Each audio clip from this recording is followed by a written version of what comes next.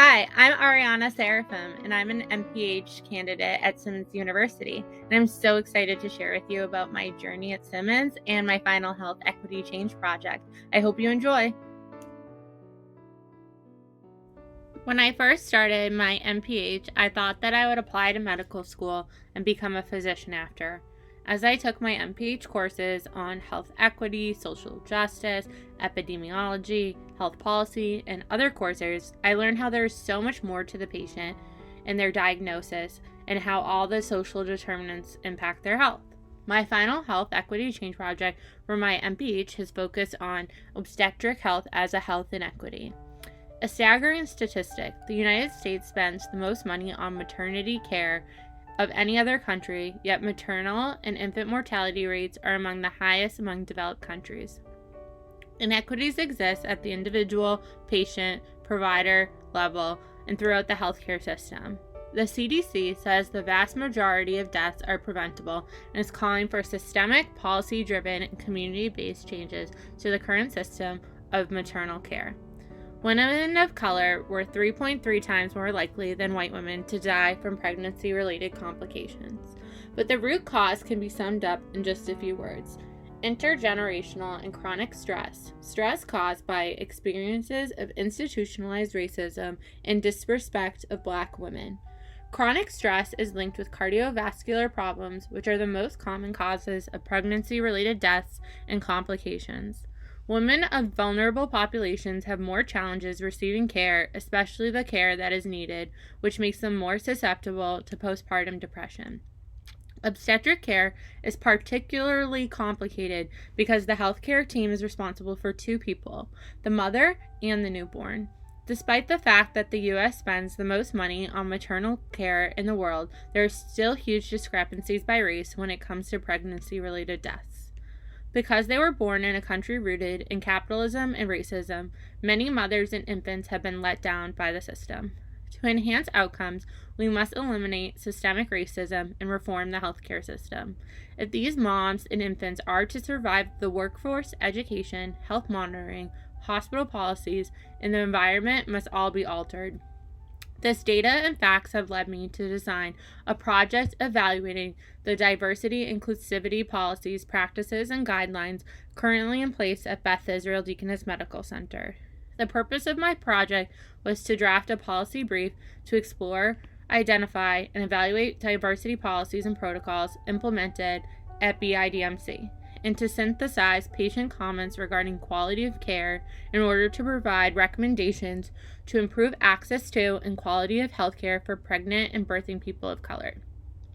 This work is important because it focuses on identifying solutions to provide better treatment and care for people of color by evaluating the strengths, weaknesses, opportunity, and threats that are present in the department.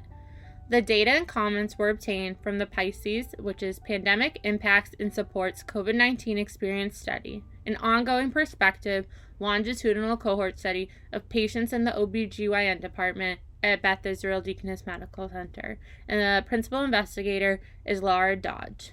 Patients responded to an open-ended survey question asking, "Do you have any suggestion for ways the OBGYN department could better support patients during this time?" Several of the information stated in the policies were very different from the feedback that was given by the patients. I was able to provide this information to the department so that they can implement the policies or revise their policies based on my recommendations. I recommend that the organization needs to address the obstetric inequities by revising the existing policies or drafting new policies. The next steps and recommendations that I suggest to advance health equity are based on the patients of color feedback. Patients request that their staff speak different languages in the hospital.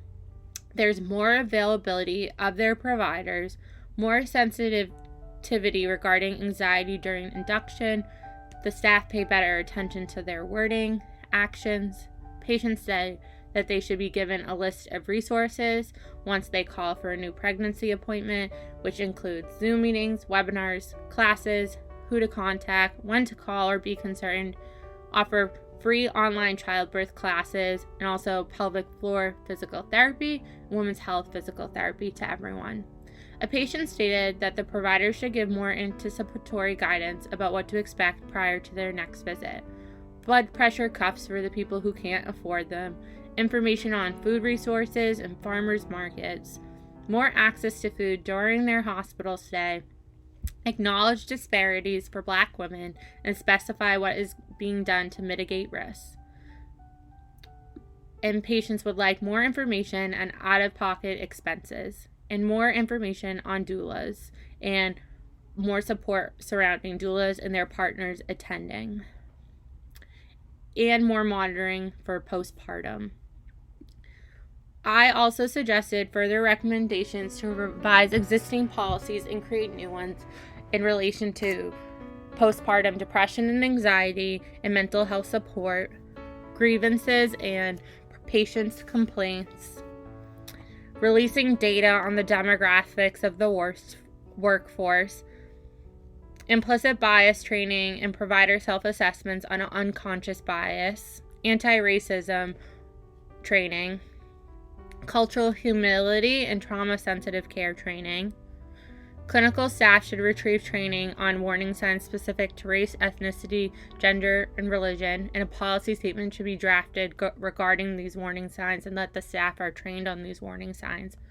Clinicians should also ensure that patients are adequately informed and educated about their treatment and care options, and also conduct more quality improvement studies throughout the department that focus on race and ethnicity.